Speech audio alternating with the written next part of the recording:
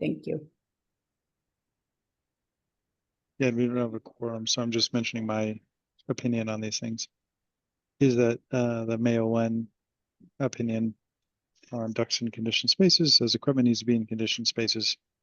And so an ERV or HRV would also need to be in conditioned space, and that generally makes sense to me. I mean, an ERV or HRV can be near exterior space. It needs to be near the outside, but it should be within conditioned space, or at least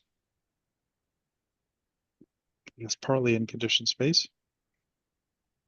The other one I also agree with, that it seems like a reasonable demarcation based on the existing codes, that we have both the IBC defining an exterior wall as 60 degrees or greater, and then we have in the residential code, or the Washington State Energy Code residential, we have 60 degrees as a cutoff for fenestration between the angle.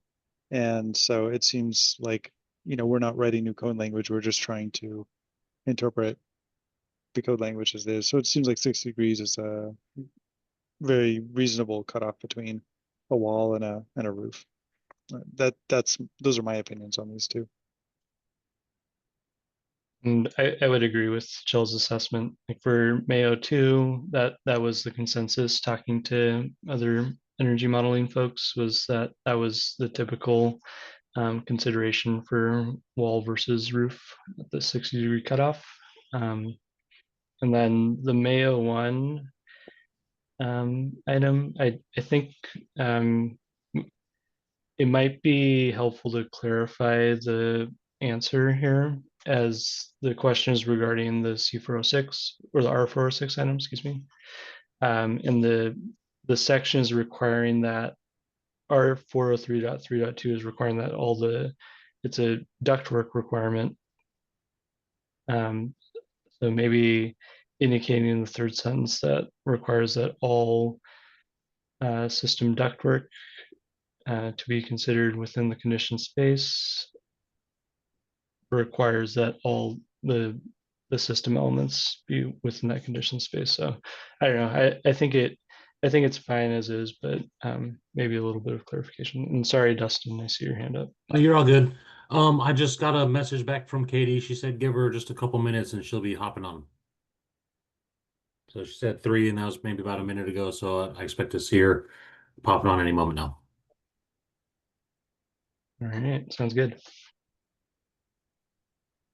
And Todd, were you on the BFRW call when the wall versus roof item came up?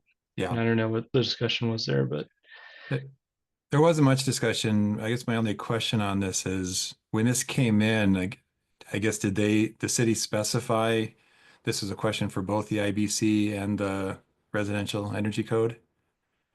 Because it almost reads this like a question for the IBC. They did not specify. Let me bring up their actual question. It's coming from WSU Energy, so I'm okay. assuming that it was energy code related, but Sure. this is their actual email. Yeah. I assume that's what they're asking, and then I guess my question was then that I was in that previous email today was, is it when it's a system like this? I mean, I think there's a clear definition. Once it hits 60 degrees, that's a threshold. I have seen in the past others have chosen certain heights, but I think if you're going to go strictly off of IBC, that makes sense. But then on the energy side, is it common to simply use this U factor method just based on wall or a roof?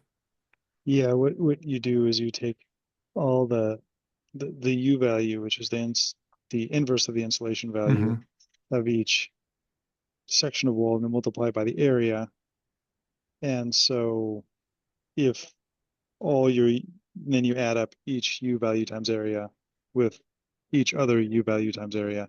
And if it's at least as good as the prescriptive requirement, then you're good for the building.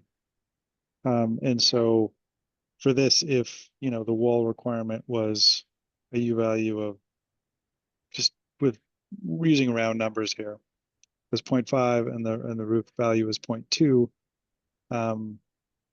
you could you could use a single amount of insulation, and as long as the UA calculated out the same, you'd be fine. You could also put more in the ceiling or more in the walls or something like that, as long as it turned out the same. But your baseline would require you to have an idea of what degree angle was a roof versus a wall. So UA is very commonly done, well understood. And the performance path in the residential code, some people are quite sure it's impossible to do, and some people use it to get code compliance. So when you say use the performance path, some people say we can't do that. There's no approved software, and other people say, well, I use that on my projects. And so, yeah, you can always use it if you can use it. There's some unknowns in there. Yeah, I guess my question is, at what point is it a custom system that needs a different type of analysis or testing that it falls outside the scope of, or the intent maybe of the residential energy code? Yeah, and UA is kind of a custom U value, a way of getting custom wall assemblies in there. So it's already a modeling, but it's only modeling the envelope value. It's not modeling anything else. So they could always use R405 energy modeling or the UA path and probably get there.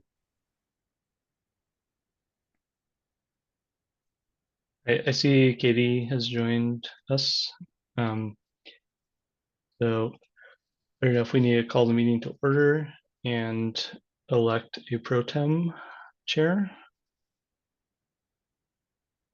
I nominate you, Ben. I was going to nominate you. Do you accept my nomination? I'll accept your nomination. Thanks. I'll second it then. Sorry I'm late, everyone. I had some stuff come up this afternoon. All good, thanks. No worries. All right. Okay, I'm nominated to be the chair pro tem. Do we need to take a vote on that? I assume. Sure. Aye. Aye. Aye. All right. Motion carries. All right. Thanks everyone for joining. Sorry we are starting a bit late. However, this is the Mechanical Ventilation, Plumbing, and Energy Codes Committee meeting.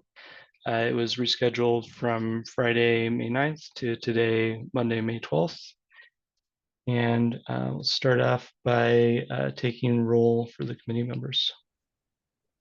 Todd Bayreuther, Aye. Here. Shell Anderson, I'm here. Ben O'Mara, Here. Justin Borgo, Pete Reiki, Katie Sheehan. Here. We do have a quorum. All right, fantastic. All right, anyone else, members of the public or others would like to introduce themselves? Damon, go ahead. Thanks. I've got a very strange screen here. I can't see the participants or myself or mute. I must have the spectator version, but Damon Doyle, Doyle Construction. Thanks, Damon. Thanks for joining.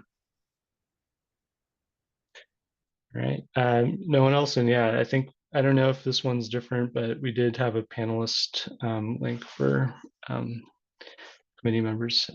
Patrick, go ahead. Yes, thank you. This is Patrick Hanks with the Building Industry Association of Washington. All right, thanks, Patrick. All right, if there's no one else, let's move on to item 2, which is to review and approve the agenda. Anyone like to maybe scroll down a little bit so you can see the rest of it, but maybe, yeah, I would send my mouse over it. All right, any comments regarding the agenda or someone want to make a Motion to approve. All right, motion from Chell, is there a second? No second. All right, thanks, Katie. All right, any comments regarding the agenda today? All right, hearing none. All those in favor of approving the agenda, please say aye. Aye. Aye. Any opposed? All right, motion carries. All right, let's move on to item 3, which is to review and approve the meeting minutes from the March 14th and April 11th committee meetings. This is the March 14th version.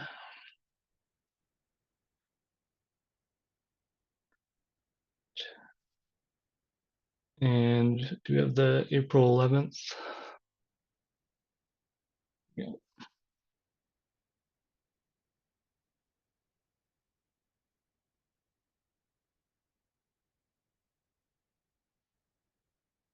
All right. Any comments regarding the meeting minutes? Motion to approve. All right. Motion from Chell. Is there a second? I'll second. Thanks, Katie. So motion and a second to approve the meeting minutes from March 14th and April 11th. Any additional comments? All right, seeing none, all those in favor, please say aye. Aye. Aye. Any opposed? All right, motion carries. Okay, let's move on to item 4. So we have 2 opinion requests that were submitted. I think they're both from City of Richland via the WSU hotline, I believe. This is, do you want to look at May 01 first?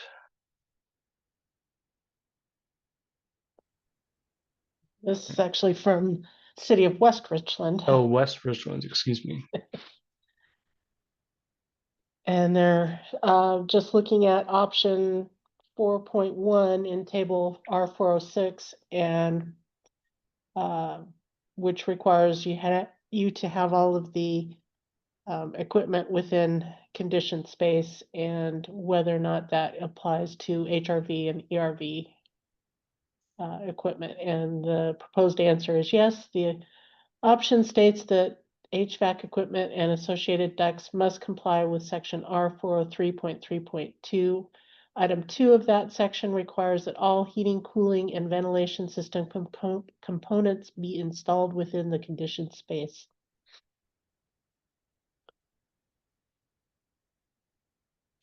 And then, did you have any, you were saying that it could use some clarification? Yeah, and I guess I generally agree with the proposed answer. So thanks, staff, for preparing that. I guess looking at R403.3.2, that's the requirement of the R406 item, correct? However, under R403.3.2, it's indicating that this duct shall comply with one of the following. However, I guess, Krista, was your thought that since the question is regarding ERVs, that's really the only item that the ERVs would be pertaining to within that? Yeah. I do feel that makes sense.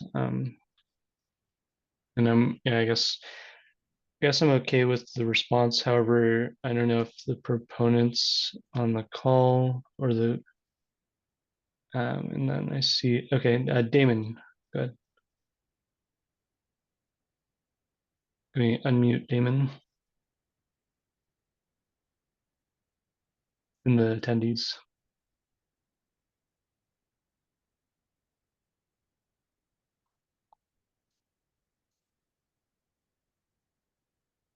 All right. Thank you. I guess I don't have the ability to unmute myself. Yeah, a couple observations here. Number one, HRV, ERV is going to make up such a very small percentage of the overall heating and cooling equipment. In other words, your forced air system, be it whatever the fuel source is going to cover 98, 99% of your heat load. The HRV is going to supplement that, right? The bigger concern is where a heat pump forced air system could be completely contained within the building envelope or the conditioned envelope. ERVs and HRVs inherently require both outside air and exhaust air. And so at some point, you've got to break out of that conditioned space. Now, I suppose, say, for example, in a two-story home, you could do all floor trusses and pop out of a rim joist. But I think we're going to disincentivize HRVs and ERVs if we're subjecting them to R403.3.2. It really refers to ductwork. It doesn't refer to systems, so I can see how the interpretation was made. And certainly I would recommend that ERV, HRV equipment be within the conditioned space. But it's when we get to the ductwork, since we're using much of this as ventilation, we're using it for wet rooms, bathrooms. It's gonna. I'm just saying from a practical standpoint, as somebody who builds homes and utilizes HRVs and ERVs, our ductwork is more likely to be outside conditioned space than it would be in a heating system. So I'm troubled by this interpretation. That's all. Damon, can I ask you a question? Yes, please.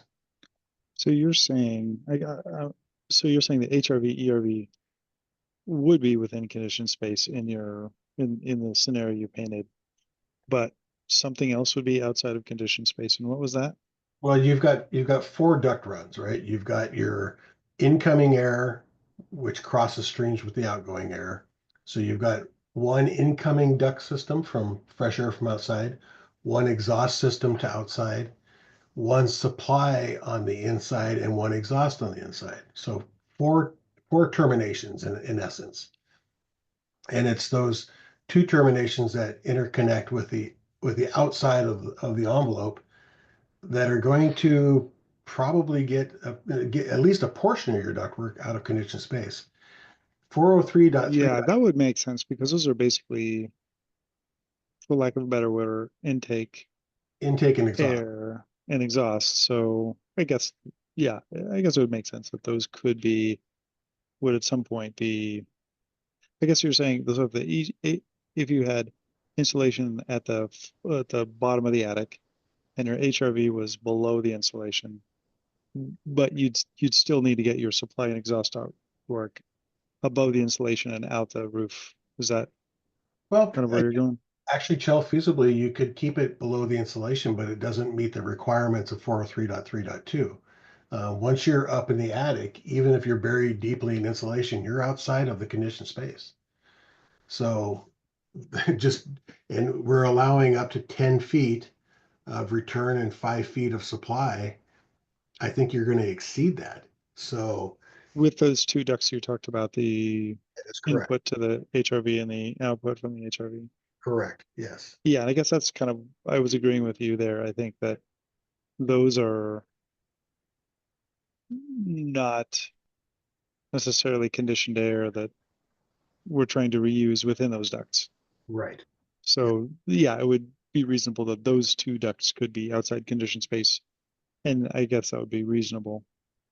And then I go back to my initial comment, whereas an HRV/ERV system is such a small component of the overall heat gain or loss to a structure that I would not be inclined to apply this ruling to the HRV/ERV if somebody was trying to get credit for ducts and conditioned space. I think we're really talking about heating and cooling equipment, not necessarily ventilation equipment. Doesn't the ERV, HRV need to be above freezing? Does it need to be above freezing? Are you saying, will it operate at less than 32 degrees Fahrenheit? Yeah, I guess I've read that they need to stay above freezing and therefore would need to be in conditioned space. Well, I would keep the unit. I mean, personally, I'm just saying from a practical standpoint, as a home builder, we typically keep the units in conditioned space. But if it was 20 degrees Fahrenheit outside, could I still use my HRV? Oh, you definitely, yeah. Yep. Yeah, I think we're on the same page with Yeah. that, yeah, that the HRV unit needs to be in conditioned space, but the yeah. supply and return Well, ductwork could be, you know, It's passed practical. through that. Yeah, when we first rolled out this requirement in 2012, I believe, the the most common unit that was installed was the Panasonic all-in-one unit, and it was meant to go in the ceiling. Okay, so it wasn't ducted around the house as some of the more complex units are. And so we put that unit in the ceiling. This was Gary Nordine's suggestion because they were inexpensive. They were less than $500. And anyhow, you'd have your incoming fresh air and your outgoing air would be in your attic. And then the units at the ceiling, but in that case, that unit actually penetrated conditioned space. So you couldn't really install it in conditioned space. It was meant to be in the lid in the attic. So that in that case, that whole unit was outside conditioned space. But once again, and I'd have to go more deeply into section 403, but I think we're really referring to our space heating or cooling equipment here and awarding a point or half a point, whatever it may be, for having all your ductwork within conditioned space. That's how I'm reading it too, Damon. Looking at it, like it seems like with the in the R406 item 4.1, it's really calling out like hydronic heating, ductless heat pumps, that systems that don't have cooled or heated air being ducted throughout the conditioned space for distribution as not being applicable for that credit. So Yeah, it's really calling out heating and cooling systems, which may provide ventilation as well. But yeah, okay. so I'm not sure if an ERV system would really be applicable for the credit, and I guess it would be helpful to know more context on the And, question. yeah, and if I go back in history, we called this the oh, I'm trying to remember the name of the Weyerhaeuser company that built all the homes in DuPont. They decided to go all Energy Star. Initially, they wanted to have their entire heating system in conditioned space. They put it in a closet on the second floor and had the return air directly above the unit, but they were way too noisy. So they allowed them to do a kind of like a jumper duct. They ran the return air up into the attic and then back into the ceiling just outside of the closet room where the heating system was in to limit the noise. And it worked well. And that's where the 10-foot, 5-foot area got into the code, was that whole discussion, because that we used that as a training case back 15 years ago for Energy Star and whatnot. So that's why there is an exception for a portion of that to be outside. I know several builders that put all of their ductwork in conditioned space, but still put their air handler in the garage, mounted on the ceiling to minimize and stay within that 10 feet of return and 5 feet of supply. But as you noted, all of this applies to, and even the exception there, 4.1, the credit applies to heating and cooling distribution, not necessarily to ventilation, which is HRV, ERV. All right, I had some more thoughts, but I see Darren has his hand up. I can't for some reason do my screen or audio, so hopefully you can hear me. Yep. But I want to mention that these systems, most of them are put in attics. So they draw in air from the inside and they mix with, I mean, it's basically a heat exchanger. So they have fresh air coming in from the outside and there's exhaust going out. So a lot of these are designed to be in attics and they're outside the conditioned envelope. So to put them inside, some of them, it defeats the purpose of the system. So it's not really made to be inside the envelope of the house. So to me, there should be an exception for these. And in that code section 40332. So just my comment. Thanks. Thanks, Darren. Darren, Yeah, the code proposal window for the Washington State Energy Code 2024 is open. And so if you have a code proposal to change that section, I'm sure staff would be happy to point you to the right places on the website where you can get the information and submit that code proposal. Okay, thanks. I'll do that. Thanks. Yep. Listening to Damon's testimony, my guess is what he was hoping for was that the intake and exhaust ducts are outside conditioned space, that being explicitly called out, because this does say ventilation system components being installed within conditioned space in the opinion. And I think he's suggesting that intake and exhaust, which are not supply and return, they're ducts that sometimes are outside of conditioned space, they be allowed to be outside conditioned space, which does seem that's reasonable to me. Am I Is still, that, Chance? go ahead. Am I still active? Can you hear me? Yep. Thank you. Yeah, thinking through this, I think it's beyond just the supply and exhaust duct. I mean, bear in mind, you could literally be bringing in 20-degree air from outside. Your attic will certainly be warmer than that, even though it's not in conditioned space. So I would go as far as to say that the intent of that half credit is for HVAC systems. And even though the V in HVAC does include ventilation, I think we're talking about the primary heating source, and that HRV, ERVs are really supplemental and shouldn't, their location should not affect whether or not you can claim that half credit.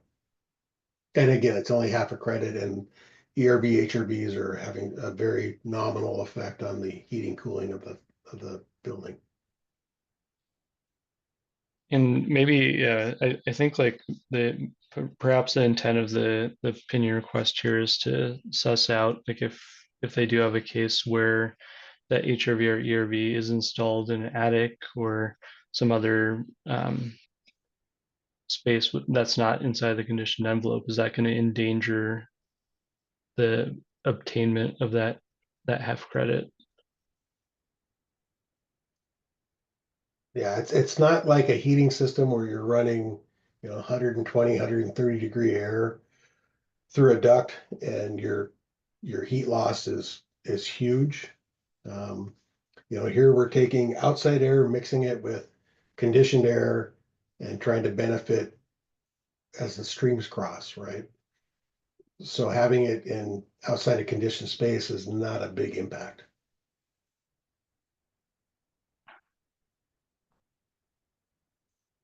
Yeah, and I would say that would align with what my interpretation of the half credit is, as well as it's really targeting those heating and cooling systems.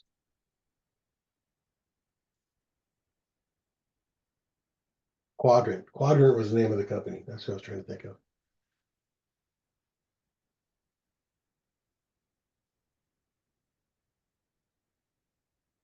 So my suggestion would be that to say no, HRV, ERV systems do not affect the point available in 4.1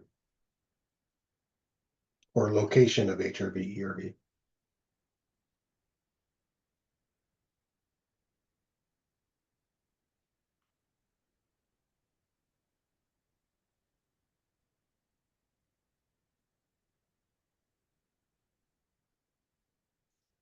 All right. Thanks, Damon. Any other thoughts here, Jill or others? I'm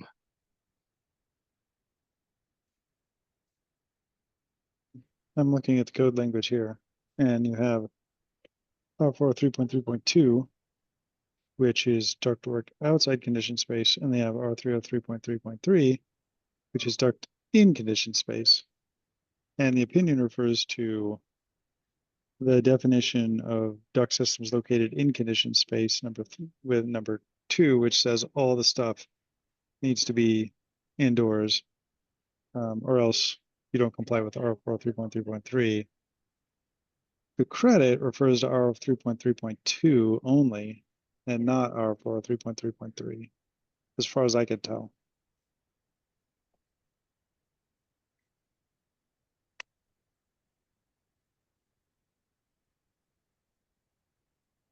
If you look at the R406 credit, it says HVAC equipment and associated duct systems shall comply with the credits of R4 3.3.2, which really says you can have it outside the thermal envelope as long as you insulate it to R8 if it's a certain size, or R6 if it's a different size.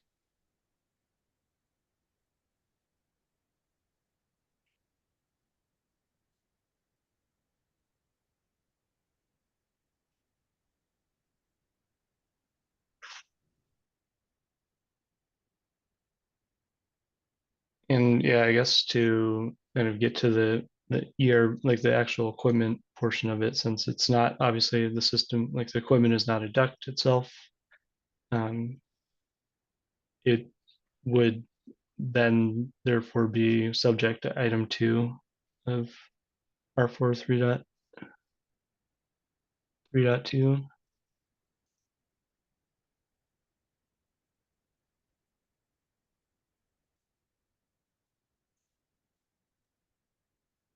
Let's see, R4 3.3.2.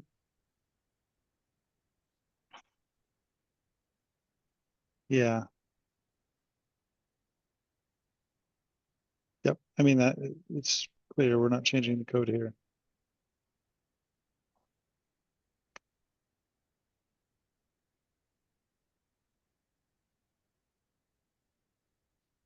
Yeah, I don't know what the original assumption was for the half credit, whether it included, I mean, it obviously included the heating and cooling and ventilation systems inside the condition envelope, and I'm sure they tested it with an HRV, ERV, and I don't know whether they included, whether you got half a credit, whether that modeling run that included half a credit, included the HRV or ERV in the conditioned space or not.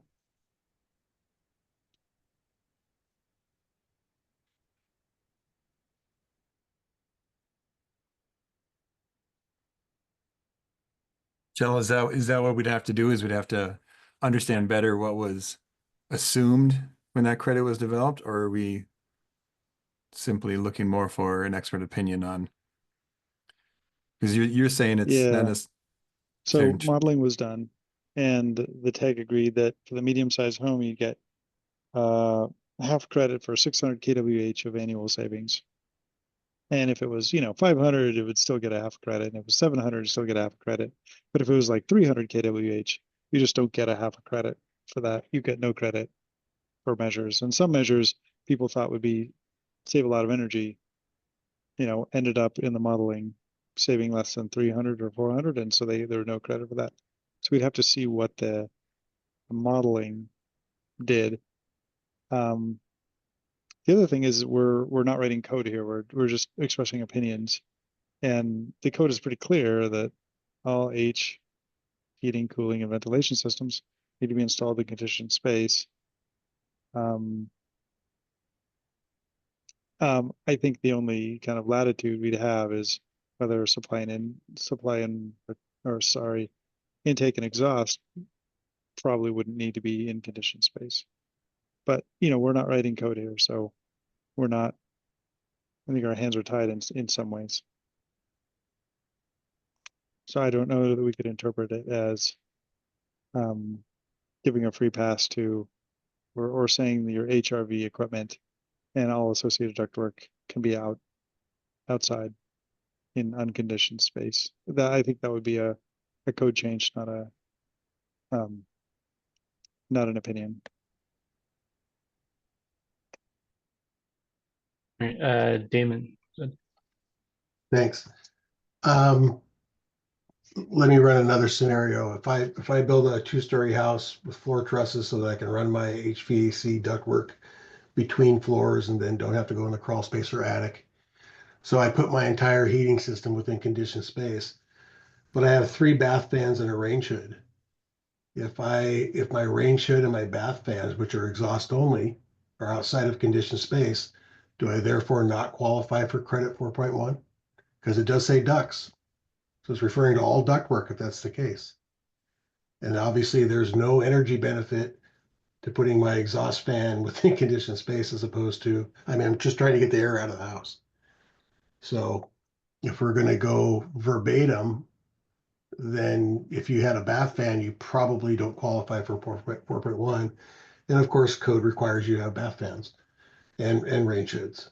So I don't think the intent was for ventilation systems, including HRV, ERV.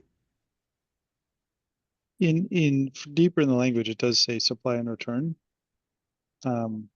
which I think limits it to not intake and exhaust.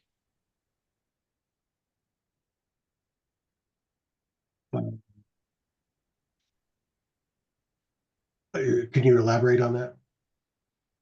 Yeah, when I read the 4.3.3.2 or okay, when I read 4.3.3.1, it says supply and return ducts. So it's talking about a specific kind of ductwork, not intake and exhaust, but supply and return. Supply and return are those connected to the heating and cooling system that go to heat and cool the house, not to exhaust air or intake air into the equipment that heats and cools the air. Correct. And also an HRV, ERV would not have a supply and return. Also, there is no return air. It's a cross stream application on your exhaust ventilation. And it's a cross stream application on the supply, but there is no return. So I mean, that's you could be returning from the conditioned space if you're not exhausting from a bathroom potentially, but yeah, it's like it can get very, very complex in how you interpret. you're correct. So now and that I think that sentence alone, supply and return ducts, are really talking about a looped system, a forced air system where air is supplied and it's returned back through the system. It's a loop, right? When you start incorporating outside air, then it's not a loop anymore. So I don't think that this portion of the code was written to include any ventilation systems, including HRV, ERV. And therefore, I think that you could you could earn the credit for 4.1, even if some of the system was outside conditioned space.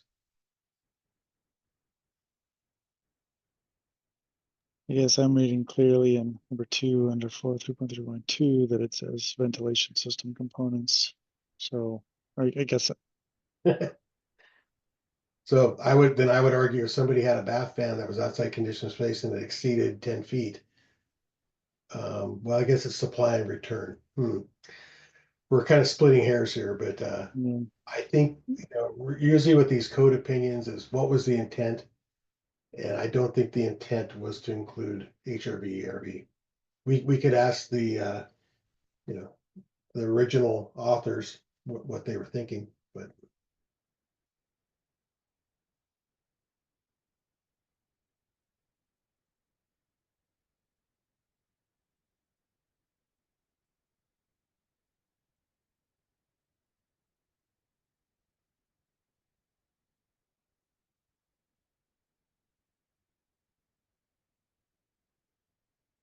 Do we need more time on this then?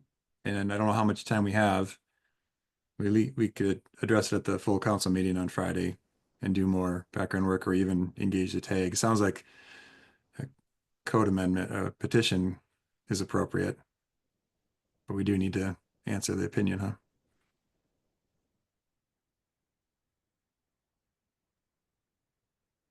Krista, what's our timeline again? For an interpretation Yeah, just the or opinion. for an Yeah. opinion?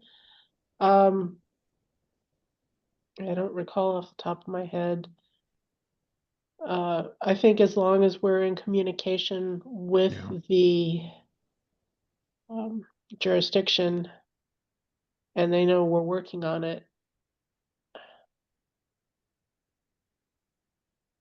that there isn't a real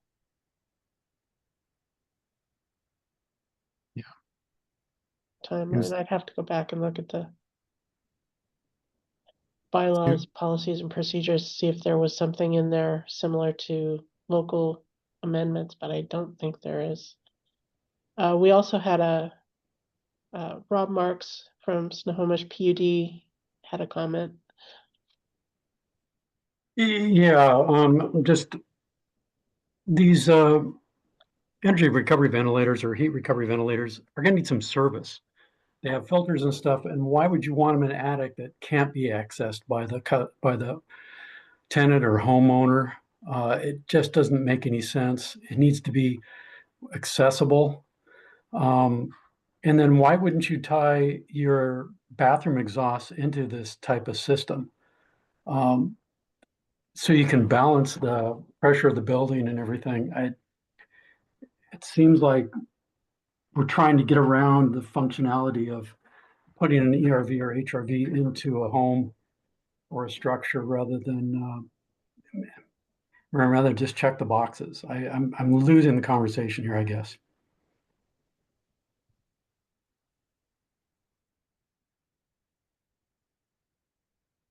And sorry, I'm back. My internet connection dropped out.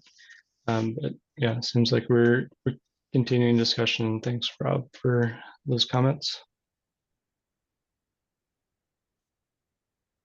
And I guess are we feeling ready on the committee to look at either revising the interpretation, or do we need to perhaps entertain some more discussion or get some more feedback from the energy code tag or other subject matter experts on this one? I'd like to talk to some people. Yeah, I don't think I could give a clear opinion today. Yeah. All right. So maybe we move to. Do you think we'll be able to do that for the council meeting on Friday? I think so. Okay.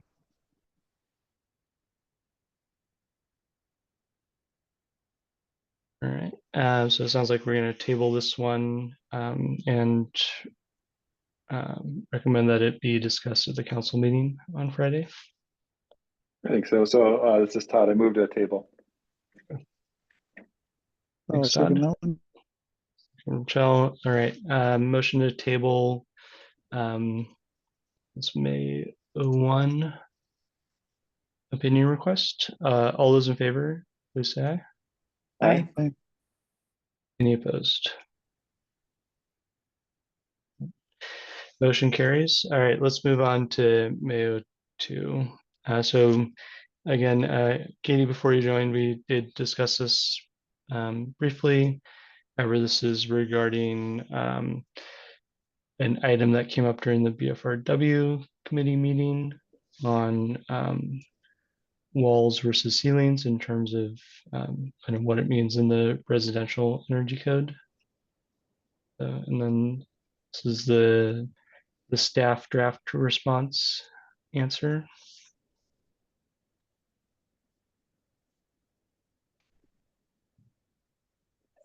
And the BFRW committee, if I remember right, kind of said, we don't know. We'll see what the MVPE says. Is that what happened, Todd? I don't quite remember.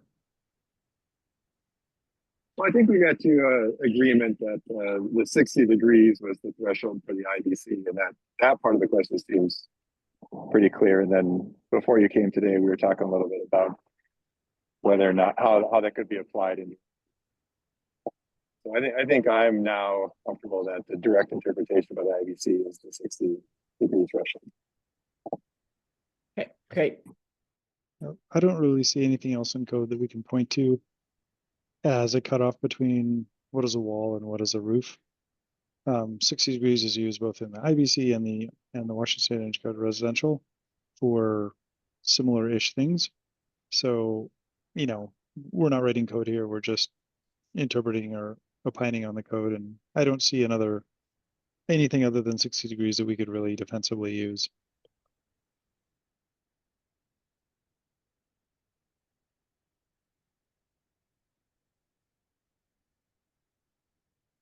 And I guess, Todd, from the VFRW perspective, was this answer already reviewed for building code? Yeah, I don't remember the exact action we took, but there was a consensus that we would move this to the MVPE and for support. Is that correct? Anyone remember differently? So we had this as an other business item for the BFRW on Friday, and we didn't take any specific action. The committee asked that the messaging and the draft opinion be emailed out to the other committee members, and so it was sent out to all council members to potentially prime them for discussion at the council meeting, but there was no official action taken on this one at that committee meeting. Right. That's my memory too, that there, but I was trying to use the word consensus, that there was understanding of this and I would agree with that. Okay. So I think the MVP could take action today if we're have consensus. Right. And I don't know, like I might feel more comfortable again, like pushing this to the council as it does, like the answer right now is indicating like roof ceiling assembly, which may have other folks wanting to provide input on. If it, I don't know who was at the BFRW committee meeting, but yeah, I guess I'll leave it up to others if anyone wants to make a motion to either table it for the council or take action.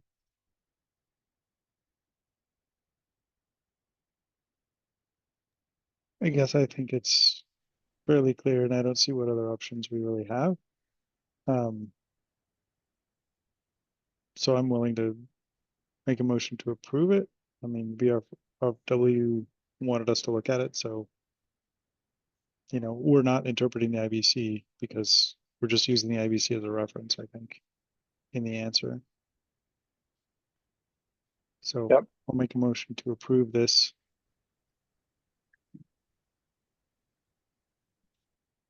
All right, as second. Or...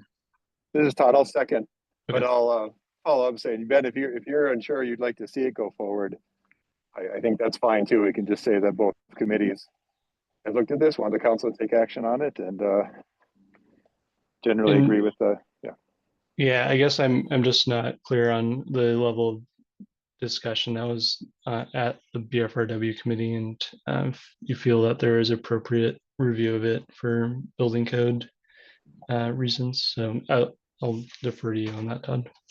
Yeah, no, I think there was consensus that we understood the 60 degrees, and it's a little bit of an unusual question, but if the question is simply what defines a wall and a roof, that was alignment on that. Gotcha. Not All to, right. to Go like, ahead, Katie. not to throw like a wrench in it, but there was some talk about it going below ground at one point, which wasn't in the question, I don't think. And so that's where I got a little bit like, what are we talking about in the BFRW? But that was at the end of the conversation. So Todd, I feel like we did have some good comments from the public too. So yeah, my questions were how it gets applied in the energy code, and I think that's why we wanted to move it to this committee to talk about. But just from the IBC interpretation, that 60 degrees seemed appropriate. got it. Okay, yeah, that's right. Thanks. And apparently the proponent sent some images of below ground buildings. Is that the berm housing? That's the berm housing, item? yes. Yeah. So everything's below grade, apparently. But yeah, I think I'm fine approving this if BFRW looked at it. Yep. Agreed. All right, so there's a motion and a second to approve the opinion as written. Any other comments regarding this one? All right, seeing none, all those in favor, please say aye. Aye. Aye. Any opposed? All right, motion carries. Okay. Let's see, go back to the agenda. So that was the last of the opinion requests. And now we're moving on to other business. So I did have one thing, Dustin, that I emailed you regarding just the confirmation on emergency rules that are in effect right now. And if there's any action needed for any of the emergency rules, like we had one for the mechanical code that was filed almost exactly 3 months ago. So I don't know if there's any action needed at the committee or council. So to extend them, if we're working on the other permanent rulemaking, there's no further action needed to refile and extend the emergency rule. As far as that particular rule, I didn't get a chance to look that one up today before the meeting to see when that one will expire, but I can get back to you on that one. Okay. That was kind of my understanding too. So, and when you mean permanent rulemaking, would that include like 2024 code cycle development? Yes, that would include that there as Yeah, well. that was the intent. Perfect. All right. Thank you. All right. Any other business items? All right. Seeing none, I think we're good to adjourn. So thanks everyone for joining today, and talk to plenty of you on Friday. Thanks. Thank you. Bye. Take care, everybody. Thank you, everyone.